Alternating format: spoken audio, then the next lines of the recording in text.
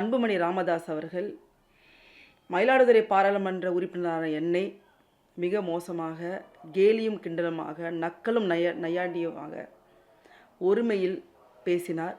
குறிப்பாக சுதா என்றால் யார் என்றே தெரியாது, சென்னையிலிருந்து வந்தவர், அவருக்கெல்லாம் ஓட்டு போட்டு விட்டீர்கள் என்று எகத்தாளமாக மிக மோசமாக ஒரு பெண் என்றும் பாராமல் பொதுவெளியில் தன் மாண்பையே குறையும் விதமாக பேசிய ஒரு பண்பற்றவர்தான் திரு அன்புமணி அவர்கள்.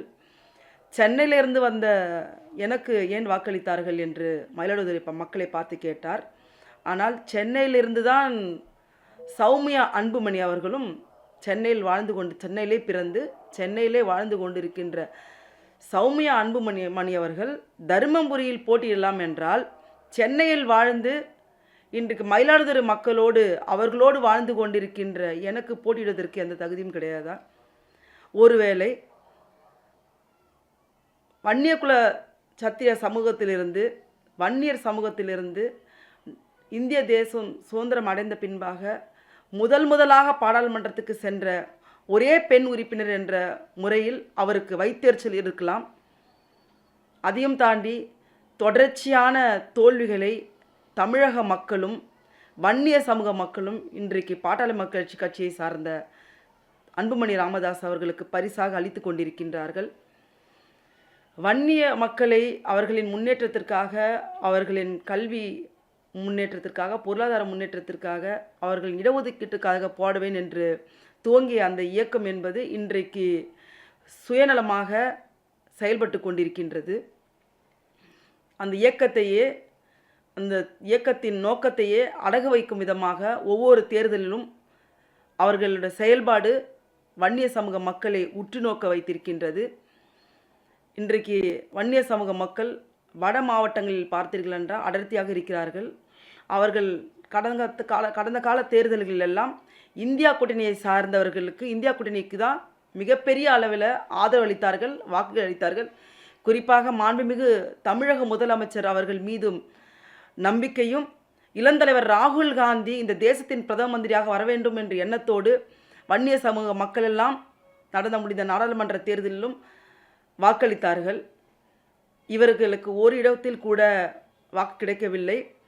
குறிப்பாக மயிலாடுதுறை மாவட்டத்தில் எனக்கு எதிராக போட்டியிட்ட பாமகவை சார்ந்த வேட்பாளர் டெபாசிட்டை இழந்தார். இதெல்லாம் மிகப்பெரிய வைத்தெரிச்சலையும் அவமரியாதையும் ஏற்படுத்தி கொண்ட காரணத்தினால், அவருக்கு ஏற்பட்ட காரணத்தினால் நேற்று மிக மோசமாக பொதுவெளியில் என்னை பேசினார்.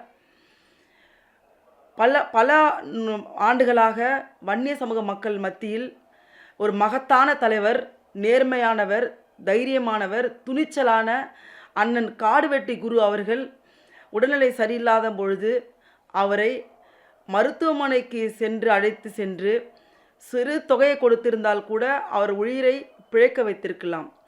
தான் மிகப்பெரிய மருத்துவர் என்று சொல்லிக்கொள்ளும் அன்புமணி அவர்கள் செலவு கூட செய்யாமல் அவர் உயிரை காப்பாற்ற துளி கூட முயற்சி எடுக்காமல் அவர் உயிர் போயிருக்கிறது. ஒரு மதிப்புமிக்க உயிர். வன்னிய சமூக மக்களின் எதிர்காலமாக அவரை பார்த்தார்கள்.